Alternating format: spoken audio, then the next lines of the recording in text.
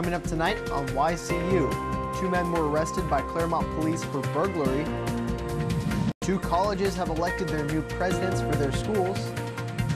And State Senator Bob Odell talks to Capitol Connections' John O'Connor. With more news and weather, stay tuned. It's time for YCU, your local view. Now, your daily digest of the Dartmouth Lake Sunapee region and central Vermont.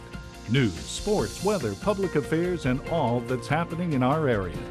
The news on YCU, your local view. Good evening and welcome to YCU. I'm David Carmichael.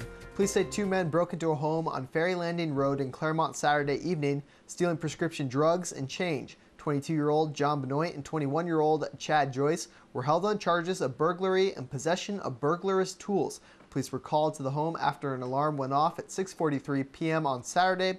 Officers spotted Benoit walking away from the home after he arrived and spoke to him about what he was doing in the area. Benoit claimed he and his friend Chad were looking at a house. He was found with a prescription bottle with the name of the homeowner printed on it in one of his pockets. Police also found a back window had been opened, and outside the window was a backpack, a coat, and a machete.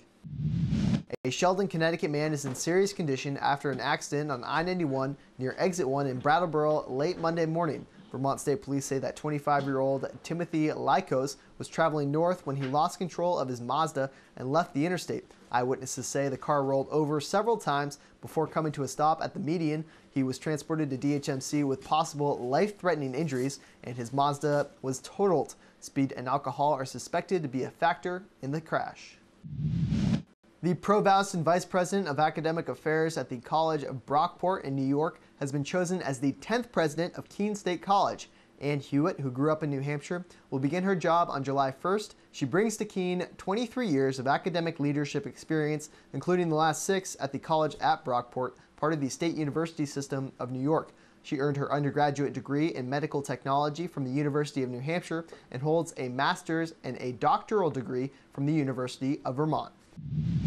Alicia Harvey Smith has been selected to become the next president at the River Valley Community College, a position she will also start in July. The Board of Trustees of the Community College System of New Hampshire announced yesterday that Harvey Smith was being appointed to the job. She has 25 years of experience in higher education, including her previous position as Vice President for Student Affairs at Baltimore City Community College in Baltimore, Maryland, a public institution serving 19,000 students. There, she led initiatives in student recruitment, student retention, and graduation strategies, workforce development, and industry partnerships.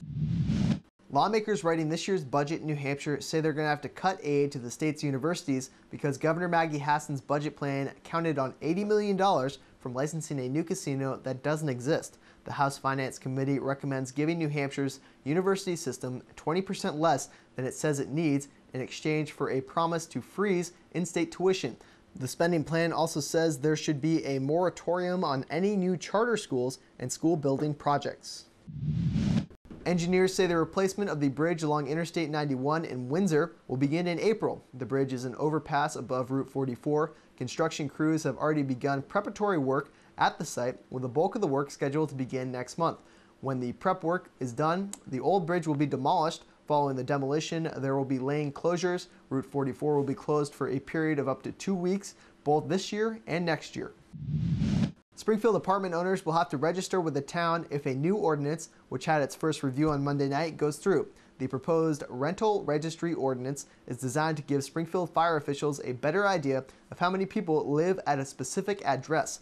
The ordinance, which was first discussed last year in the wake of a violent shooting in downtown Springfield, would require people to register their apartments or face fines. The registration would then trigger an inspection by local and state fire safety officials and require a certification of fitness. The Valley News is reporting that the New Hampshire Attorney General's office is investigating potential voter fraud in regards to a recent town meeting in Grafton. Mascoma Valley Towns rejected a $21.8 million renovation proposal for the Mascoma Valley Regional High School, which failed just shy of the 60% majority. Since the vote, there have been rumors of an unusual high number of the same-day registrations in Grafton.